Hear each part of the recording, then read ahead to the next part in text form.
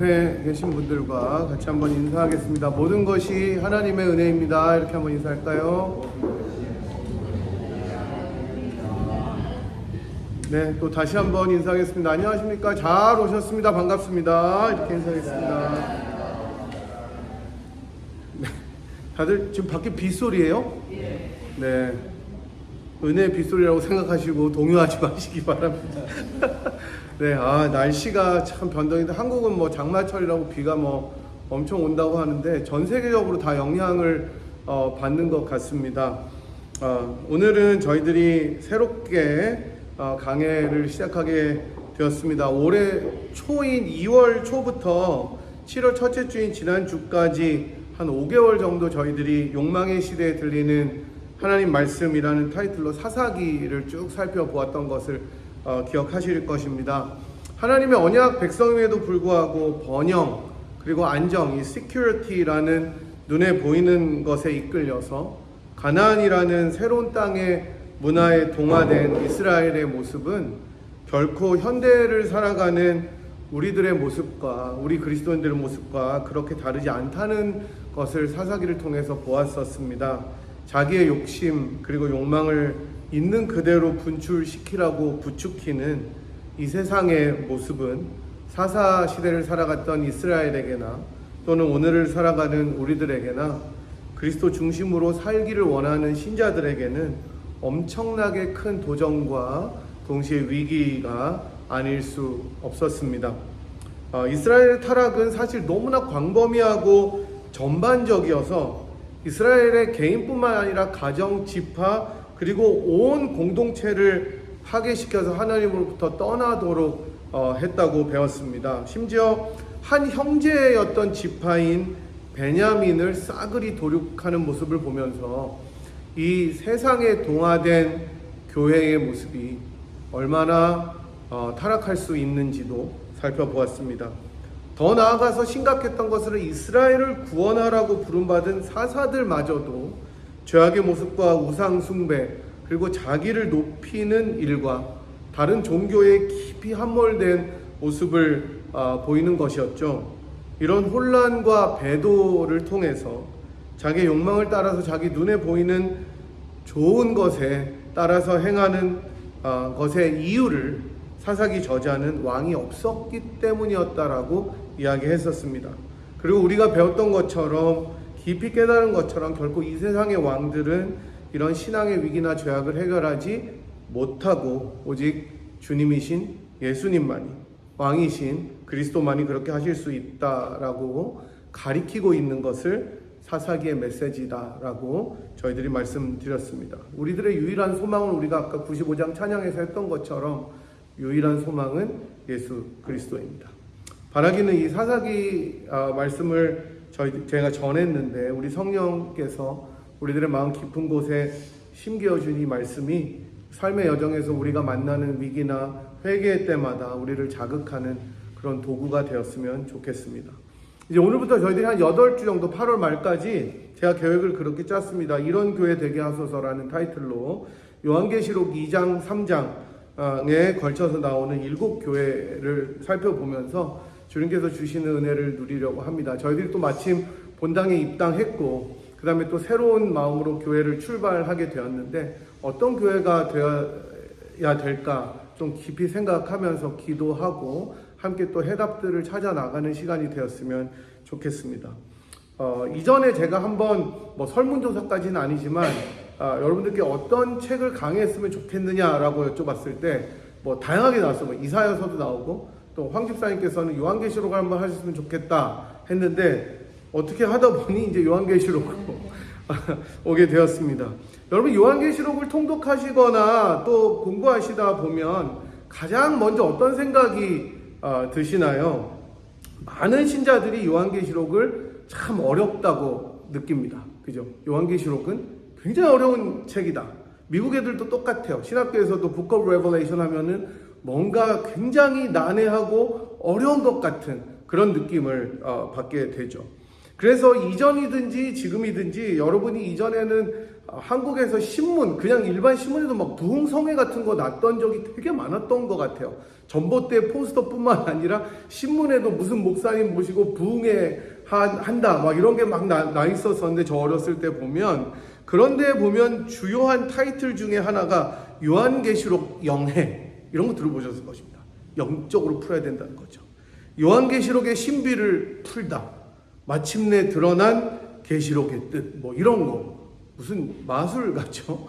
근데 이런 제목을 상당히 많이 보셨을 텐데, 그만큼 요한계시록은 신비롭게 여겨지고 영적으로도 난해하고, 보통 우리들과 같은 신자들이 읽고 해석하기에는 상당히 어렵고 도전이 되는 성경의 책이라고 생각되어져 왔고요. 또한 지금도 많은 사람들이 그렇게 느낍니다. 그래서 통독할 때 레위기에서 만나는 어려움과는 다른 어려움을 겪게 되죠. 레위기는 우리들이 읽다가 하나님께서 주시는 그 사랑을 느낄 수 있도록 깊이 잠들게 한다면, 이 요한계시록은 읽어도 무슨 말인지 몰라서 나는 누구이고 여기는 어디 있는가를 생각하게 하는 책이라고 생각을 합니다. 거기다가 성경을 어느 정도 아시는 분들이라면 베드로 사도가 베드로후서 1장 20절과 21절에서 이렇게 말씀하신 것을 기억하면서 더 미궁에 빠집니다. 먼저 알 것은 경의 모든 예언은 사사로이 풀 것이 아니니 예언은 언제든지 사람의 뜻으로 낸 것이 아니요 오직 성령의 감동하심을 입은 사람들이 하나님께 받아 말한 것이다. 이렇게 이야기했기 때문에 함부로 섣부르게 계시록을 해석하기 어려워합니다. 물론 베드로가 여기서 말한 성경은 구약이기는 하지만 신약에서 계시록을 만났을 때 이런 내용들을 우리들이 접하게 되는 것이죠. 하지만 요한계시록은 우리가 일반적으로 그렇게 생각되어지고 생각하는 것처럼 어려운 책이 아닙니다. 제가 여러분들께 이제 말씀드릴게요. 왜 어렵지 않은지. 하나님께서 우리들에게 주신 성경책은 굉장히 플레인한 진리를 우리들에게 나타내 줍니다. 명확한 진리를 가르쳐주고 누구나 다 읽을 수 있고 이해할 수 있게 하나님께서 우리들에게 주신 책이기 때문입니다. 다시 말씀드리자면 많은 사람들이 말하는 것처럼 반드시 영해가 필요하다든지 너무나 신비로워서 보통 신자들이 접근하지 못하는 책이 아니라는 점을 아셔야 됩니다. 도리어 계시록은 평범한 신자들이라면 누구나 읽고 하나님의 큰 은혜를 누릴 수 있는 하나님께서 주신 귀한 선물이다라고 생각하셔야 된다는 것이죠. 그런데 왜 그런 많은 사람들이 요한계시록을 어렵게 느낄까요? 그런 이유는 수많은 상징들, 심볼들이죠. 그 다음에 이미지들이 책 전반에 걸쳐서 많이 나오기 때문입니다. 용, 음녀, 짐승, 그죠? 그 다음에 뭐 다른 여러 상징들 많이 나옵니다. 뭐 나팔 소리, 많은 물소리, 흰옷 입은 사람들, 뭐 너무 많이 나오는 거예요. 그런 상징들이. 천둥 소리 다 나오죠. 근데 그리고 거기에 더불어서 많은 목사님들이나 사람들이 자꾸 천년 왕국이라는 이 개념에 초점을 맞추어서 계시록을 읽기 때문에 그렇습니다. 마지막 천년이 도대체 언제예요? 전천년이냐, 후천년이냐, 무천년이냐. 저는 개인적으로 무천년설주의자입니다. 근데 또 상당수의 사람들, 특별히 설교자들은 계시록에서 일어나는 이 여러 가지 일들을 문자적으로 지금 시대에 대입하기 때문에 그렇습니다. 그때 일어났던 일들이 지금은 도대체 어떤 일로 일어나냐, 이거를 자꾸 끼워 맞추려고 하다 보니까 어떤 때는 말이 되는데 어떤 때는 말이 되지 않는다는 거예요. 그러니까 여러분들이 계시록을 설교를 들으실 때 제일 경계하셔야 될 것은 이 계시록에서 일어난 일들이 지금 누구에게 어떻게 일어나고 있다, 이거 다 거짓말입니다. 이 계시록은 패턴이에요. 패턴. 이런 일들이 패턴으로 일어나서 계속 우리 삶에 반복적으로 일어나는 하나님의 사이클이다라고 이해를 하셔야지, 이게 지금 어느 특정한 시기에 요렇게 일어나서 뭐 오바마가 적그리스도고 트럼프가 곰이고 이거 다 아니에요. 뭐 외모는 비슷합니다. 근데 요한계시록은 이렇게 읽는 책이 아닙니다. 도리어 계시록을 바르게 이해하시려면 그 특성을 이해하는 것이 가장 중요합니다. 이 부분이 굉장히 중요합니다. 그래서 요한계시록은 어떤 책이냐, 무엇을 보여주고 말하려고 하는가를 이해하시고 읽으셔야 오늘의 메시지와 더불어서 앞으로 읽을 일곱 교회에 대한 메시지를 잘 이해할 수가 있습니다. 첫 번째로 1장 1절에서 우리가 읽었던 것처럼 요한계시록은 예수 그리스도의 계시라는 점입니다. 이 말은 하나님으로부터 기원한 계시다라는 것을 말씀해 주는데, 그 계시를 예수님께서 주셨고, 예수께서는 사도 요한에게 천사를 보내서 이 계시를 주셔서 하나님의 백성들에게 요한은 그 계시를 기록하고 있다는 것입니다.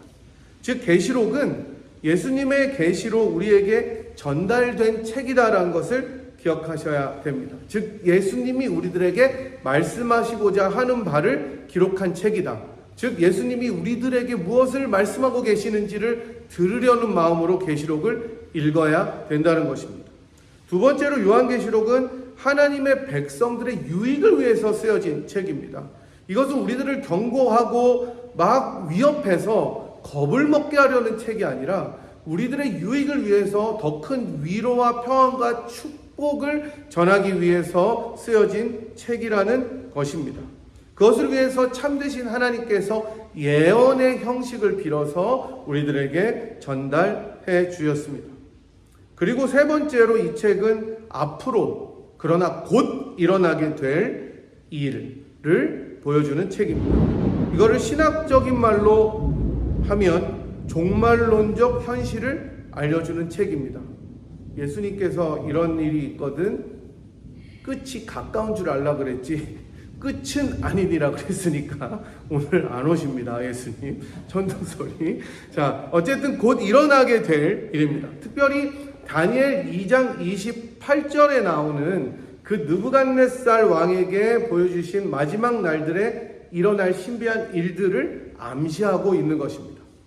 다니엘 2장 28절을 제가 읽어드리면 이렇습니다. 왕이여, 다니엘이 말하는 거예요. 왕이여, 왕이 침상에서 장래일을 생각하실 때에 은밀한 것을 나타내시는 이가 장래일을 왕에게 알게 하셨다라고 이야기를 합니다. 1장 1절과 다니엘 2장 28절이 비슷한데 다른 점은 다니엘은 먼 미래에 일어날 신비를 기록한 것이라면 요한계시록은 훨씬 더 임박한 장래에 대한 일들을 그리스도로부터 받은 것을 기록한 책이라는 점입니다.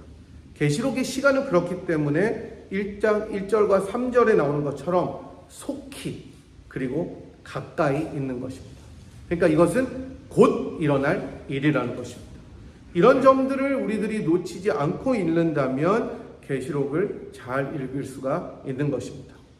또한 계시록을 읽으시면서 우리가 기억해야 될 또 다른 중요한 포인트는 이 계시록은 여러 문학적인 장르들이 막 섞여 있기 때문에 어려운 거예요. 그러니까 조금 전에 말씀드린 것처럼 주로 우리가 계시록을 읽을 때 예언서라고 많이 이해를 합니다. 예언이 굉장히 많이 나타납니다. 프로페시들이 계속 나타나요. 구약의 선지서들에 나오는 예언들이 여러 상징으로 표현되고 이미지로 표현이 됩니다. 특히 여러분들이 에스겔서나 다니엘서를 읽으시면 정말 계시록에 나오는 상징들이 얼마나 그곳에 많이 나온지를 아실 수가 있습니다. 그래서 다니엘서와 에스겔서에 나오는 상징들과 이미지들은 계시록에 굉장히 많이 사용됩니다. 그래서 신학적인 논문들을 봐도 다니엘서의 심상, 그죠? 계시록에 나타나는 에스겔의 사용, 이런 것들이 굉장히 많이 등장합니다. 그래서 같이 읽으시면 훨씬 많은 도움을 얻게 되죠. 예언의 장르가 그래서 그 하나이지만 또 다른 장르는 오늘부터 저희들이 8월 말까지 살펴볼 편지의 장르도 있습니다. 서신서도 섞여 있습니다. 일곱 교회의 주님께서 무엇을 보내십니까? 네, 선물을 보내지 않고 편지를 보내시죠. 그래서 서신서의 장르도 있습니다. 이 두 가지 장르가 섞여 있고, 마지막으로 계시록이라고 할 때 사실 우리들이 여러분 묵시록이라는 말로도 변환될 수 있다는 것을 아실 것입니다. 요한의 묵시다 이렇게 많이 번역도 하는데, 묵시라는 장르가 또 다른 장르입니다. 예언과 묵시와 편지, 이 세 가지 장르가 섞여 있습니다. 묵시는 제가 이제 강의를 하다 보면 한 3주, 2주 정도를 강의하기 때문에 여기서는 할 수가 없고, 간단히 말씀드리자면 주로 제2성전기, 그러니까 두 번째 성전이 세워지고 허물어지는 AD 70년 이전까지 시기에 발달했던 독특한 문학적인 장르를 묵시라고 이야기합니다. 이게 계시를 나타내는 문학적 장르예요. 주로 이러한 계시는 초자연적인 존재들이 등장합니다. 예를 들면 천사들이나 천상의 세력들이 많이 등장합니다. 이 계시록처럼. 여기서 보면 천사들이 막 나팔 불고 뭐 봉인하고 뭐 이런 일들이 나오는데, 그래서 묵시입니다. 천상의 세력들이 매개체가 되고 종말론적으로 구원을 그려냅니다. 그런데 시간적이지만 동시에 초자연적인 세계를 그려내는 데 있어서 공간적으로도 완전히 초월한 실체들이 나타납니다. 여기서 보면 다 그렇죠. 짐승이 시간에 매입니까? 또는 음녀들이 시간에 매입니까? 용이 그럽니까? 아무도 그렇지 않죠. 공간을 초월하는 실체들이 등장합니다. 이런 세력들이 서로 싸우고 이기고 지는 것들, 이게 이제 묵시적인 장르인데, 그렇기 때문에 계시록은 묵시의 장르를 포함합니다.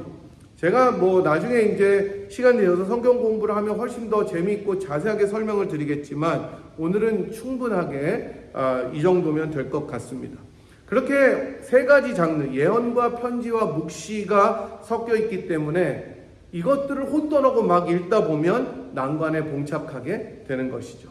그래서 이러한 것들을 잘 이해하시고 읽으시면 재미있게 읽어나가실 수가 있습니다.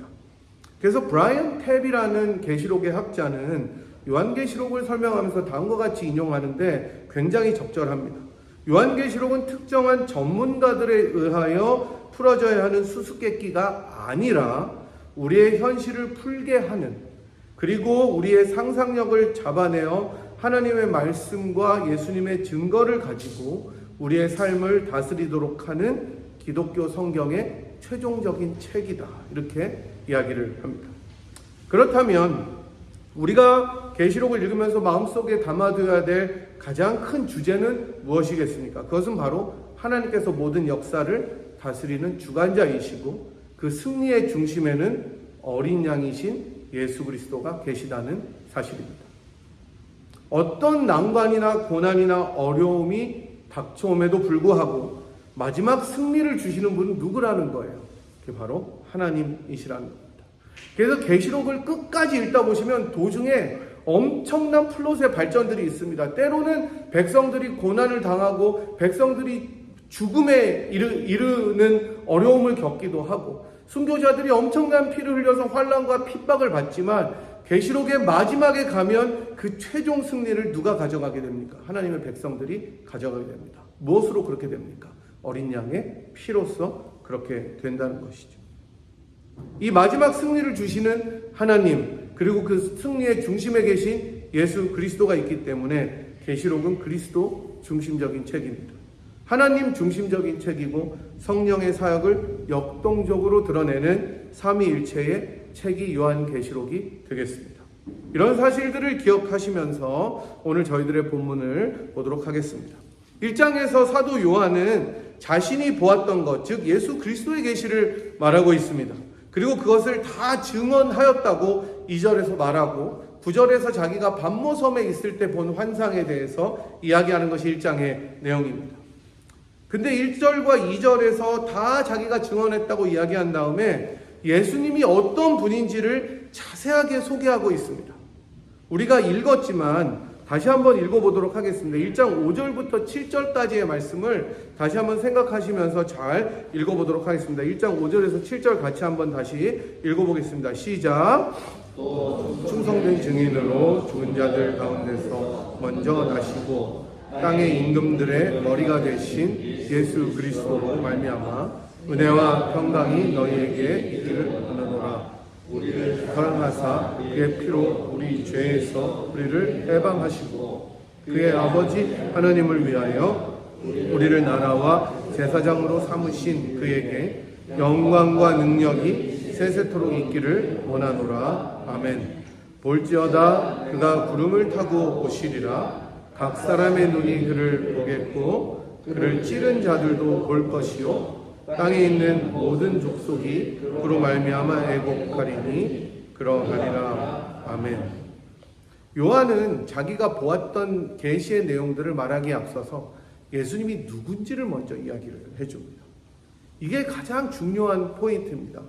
예수님이 누구인지를 보여주고 그분이 어떤 분위기에 그분의 말을 우리들이 들어야 하는지를 가르쳐 주는 것이죠. 여기에 나타난 예수님은 어떤 분이십니까? 충성된 증인이십니다. 한 번도 하나님을 배반하지 않으시고 끝까지 신실하게 하나님의 모든 뜻을 전달하신 증인이 되시는 분이 우리 예수님이시라는 것이죠.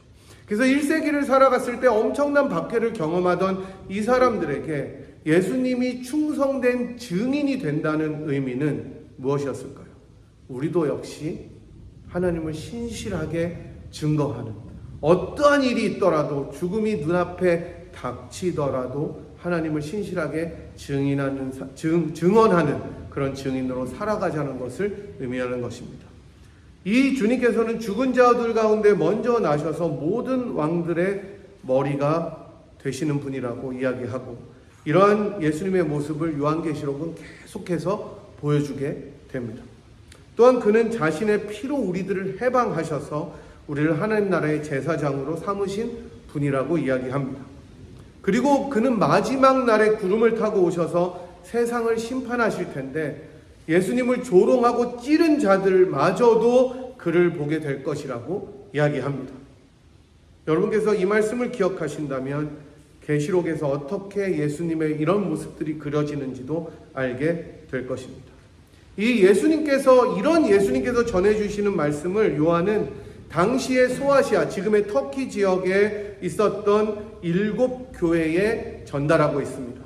그 7교회는 우리가 앞으로 살펴보게 될 에베소, 서머나, 버가모, 두아디라, 사데, 빌라델피아가 있다는 것을 주목하시기 바랍니다. 필라델피아, 라오디게아 교회입니다. 요한이 경험한 가장 처음 환상에서 이 교회들에게 편지를 보내라는 음성을 듣습니다. 요한이 앞으로 계속 몇 번째 환상을 계속 체험할 텐데 그 중에 가장 처음 체험한 환상이 바로 교회들에게 전하는 말씀이라는 것을 기억하십시오. 그게 가장 중요합니다. 우리 주님께서 교회들에게 전하고자 하는 말씀이 무엇일까?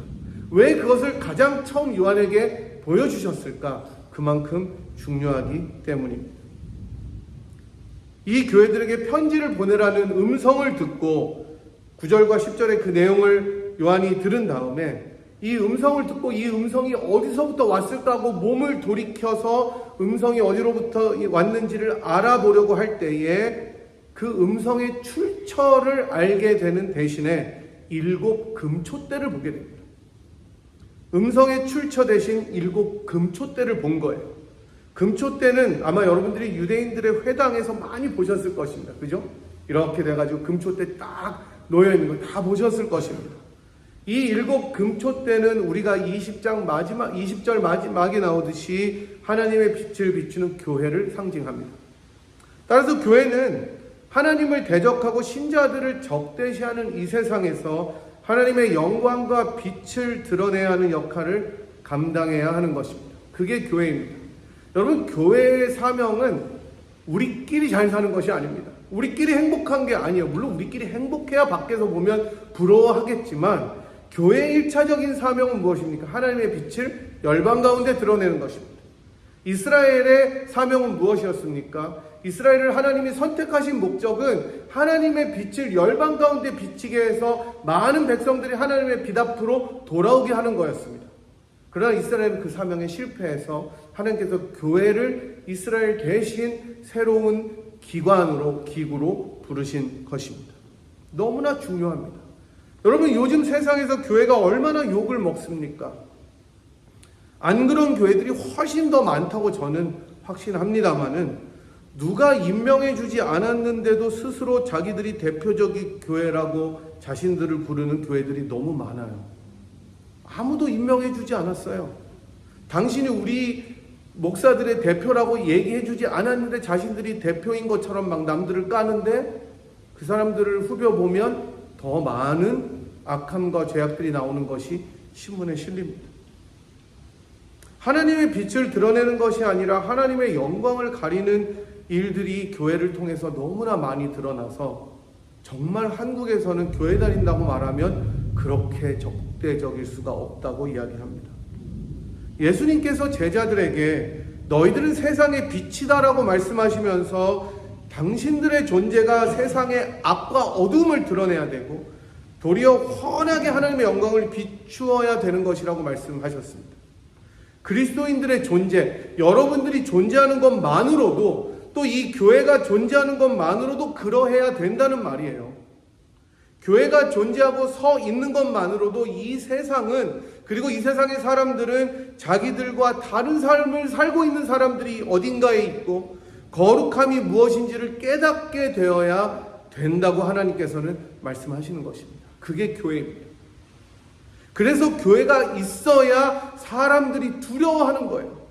하나님을 볼 수 있어야 되는 것입니다. 교회가 존재하는 것만으로도 하나님의 영광과 빛이 드러나서 사람들이 와, 정말 저곳에 하나님이 계시다라고 고백해야 하는 것, 이것이 교회의 본질입니다. 다른 교회들을 비판하기에 앞서서 우리 자신과 우리 교회는 어떤 곳인지 깊이 생각해 봐야 될 것입니다.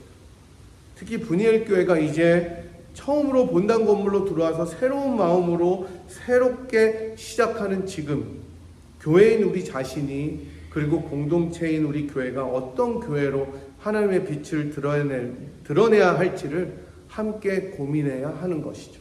그게 공동체적인 과제라고 생각합니다. 이제 요한은 1장 후반부에서 예수 그리스도를 보게 됩니다. 그분에 대한 묘사는 13절에서 16절까지 나오는데 이렇게 나옵니다. 촛대 사이에 인자 같은 이가 발에 끌리는 옷을 입고 가슴에 금띠를 띠고 그의 머리와 털의 희기가 흰 양털 같고 눈 같으며 그의 눈은 불꽃 같고 그의 발은 풀무불에 단련한 빛난 주석 같고 그의 음성은 많은 물소리와 같으며 그의 오른손에 7별이 있고 그의 입에서 좌우에 날선검이 나오고 그의 얼굴은 해가 힘있게 비치는 것 같다라고 이야기합니다. 여러분, 이거는 요한이 1세기에 가지고 있는 문화적인 상징으로 이렇게 얘기했을 거예요. 지금으로 우리가, 여러분들이 만약에 이 예수님을 환상으로 요한처럼 보았다, 그럼 이렇게 표현하지 못했을 거예요.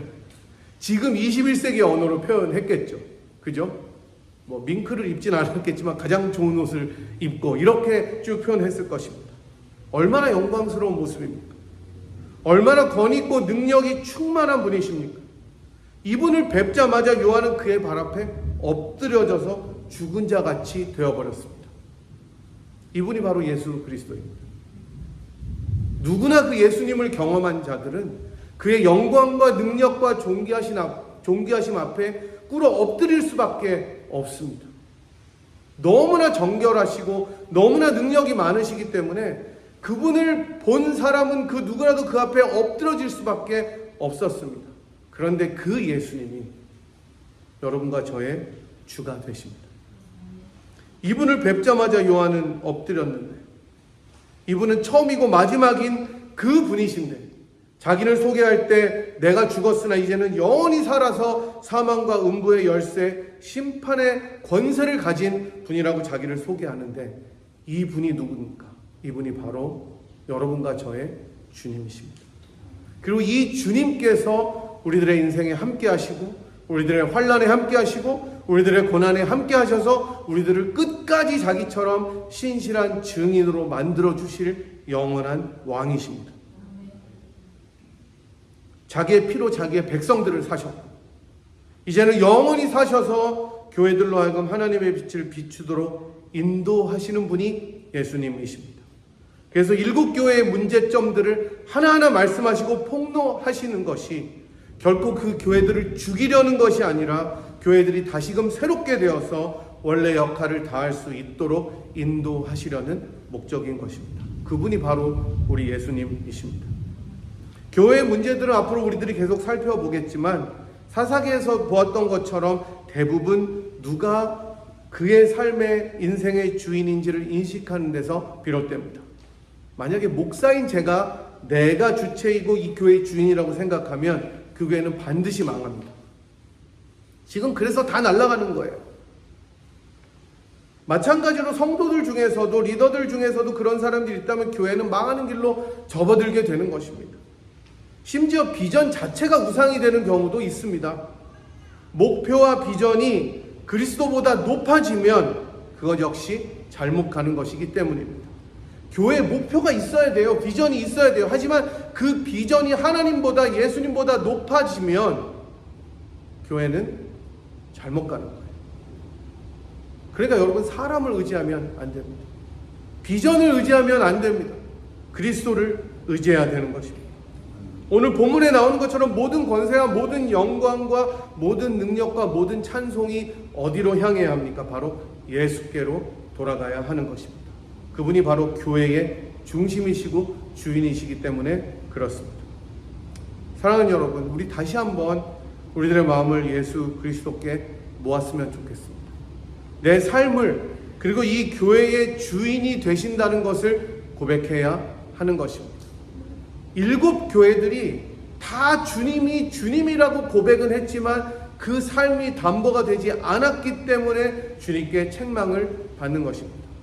이 세상에 있는 많은 교회들이 얼마나 자기들의 비전대로, 자기들의 생각대로, 자기들의 판단대로 교회들을 운영하고 경영하다가 주 앞에 부끄러움을 당합니까? 세상에서 하지 않는 많은 일들이 교회에서 도리어 일어나면서 손가락질을 받지 않습니까?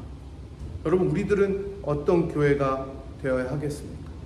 앞으로 7 교회들을 살펴보면서 구체적인 이야기들을 하나하나씩 하겠지만, 혹시라도 우리 마음속에 내가 이 교회를 이끌고 주인이라는 마음이 있다면 주님 앞에 내려놓아야 한다는 것입니다.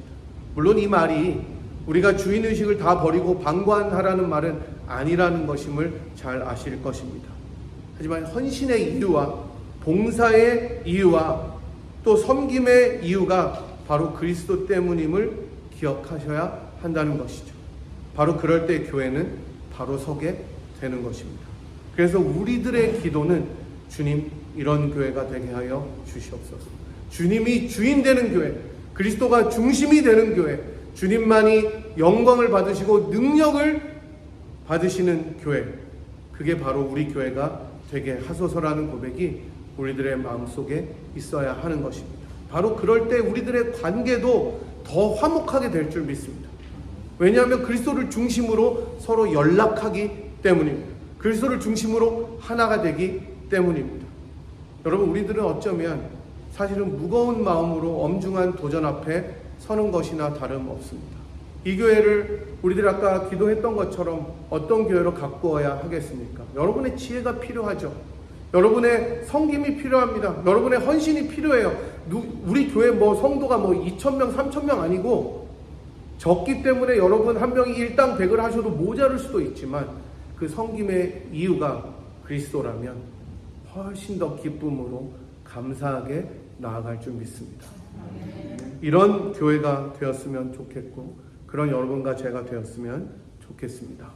이제 우리가 함께 부를 찬양, 하나님이시여 함께 찬양할 텐데, 그리스도를 허락하신 그런 하나님만을 의지하며 나아가겠다는 고백이 담긴 찬양입니다. 우리 모두가 주님 앞에 우리의 모든 것을 맡기고 찬양의 가사처럼 우리가 주님을 갈망합니다. 하나님, 우리가 그런 주님을 믿고 나아갈 때 아무것도 두려워하지 않고 생명의 피난처이신 주님을 우리들이 믿고 주님의 이름으로 손을 들고 이 교회를 맡겨드리는 인생이 되겠습니다. 함께 찬양하도록 하겠습니다. 시간에 우리 같이 들으신 말씀 또 부르신 찬양 생각하면서 한 목소리로 한번 기도하도록 하겠습니다. 우리가 지금까지 인생을 살다 보면 우리들의 삶이든 교회든 한 가지 고백밖에 할 수 없음을 고백합니다. 정말 주님의 인자하심이 우리들의 생명보다 낫고 예수 외에는 다른 소망이 없다는 것을 우리들의 모든 것을 통해서 체험하셨을 것입니다. 이 시간에 함께 기도하겠습니다. 하나님, 내가 주인 삼았던 것들이 있다면 내려놓고 제 인생의 모든 것을 주인 되신 주님 앞에 맡겨드립니다. 이 교회의 장래도 주님께 맡겨드리고 우리들의 자녀들과 가정의 장래도 주님께 맡겨드리고 이 교회의 앞날과 또 우리들의 모든 것을 주 앞에 맡겨드리오니 하나님, 우리들의 주인이 되어주시고 그리스도께서 우리들의 주가 되어 주시옵소서. 이 교회를 새롭게 하시고 또 이 교회의 참 주인 되신 주께서 주님의 뜻대로 인도하여 주시옵소서. 이 귀한 기도 주님 앞에 올려드리도록 하겠습니다. 우리가 함께 한 목소리로 기도하시겠습니다. 하나님, 지금까지 우리가 인생을 살아오면서 여러 삶의 일들을 경험하였지만 그 가운데 고백할 수밖에 없는 사실은 예수만이 소망이라는 사실입니다. 그리스도만이 우리들의 주가 되시고 능력이 되시고 소망이 되어 주시기 때문에 이 어려운 세상 우리들이 살아올 수 있었고 또 살아갈 수 있음을 고백합니다. 또한 이 공동체 역시 주께서 피로 사신 교회이기 때문에 저희들이 소망을 두고 주님께 모든 것을 맡겨드리니 감사합니다. 혹시라도 저희들의 심령 속에 저희들의 인생을 저희들이 마음대로 경영하려는 마음이 있다면 내려놓게 인도하여 주시옵시고 우리들의 모든 삶의 열쇠를 주님께 맡겨드리고 그 주님이 우리들의 인생을 경영하시고 인도하시는 것을 경험하며 그 발걸음이 얼마나 귀하고 기쁜 발걸음인지를 깨달으며 살아갈 수 있도록 축복하여 주시옵소서.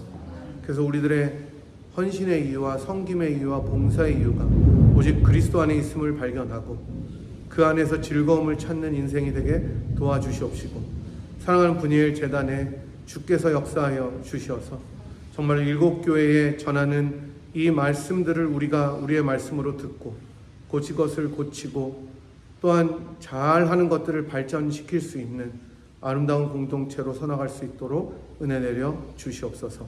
교회의 참 주인이신 그리스도를 우리들이 바라보며 나아가는 우리들의 삶과 가정과 교회 되게 하여 주시고 그런 교회 되게 하여 주시옵소서. 지금은 교회의 머리이신 우리 주 예수 그리스도의 무한하신 은혜와 그 아들을 아끼지 않고 우리를 위하여 기꺼이 내어주신 하나님 아버지의 극진하신 사랑하심과 성령 하나님의 위로 교통 충만하심이 우리들 삶과 가정과 교회의 모든 열쇠를 주님 앞에 드리고 예수 그리스도를 참 구주로 인정하고 그렇게 살기로 작정하고 돌아가는 이 자리에 함께 하신 주의 백성들 한 분 한 분 머리머리 위에와 사랑하는 분이엘 재단 위에 지금부터 영원토록 함께 하시기를 간절히 축원하옵나이다. 아멘.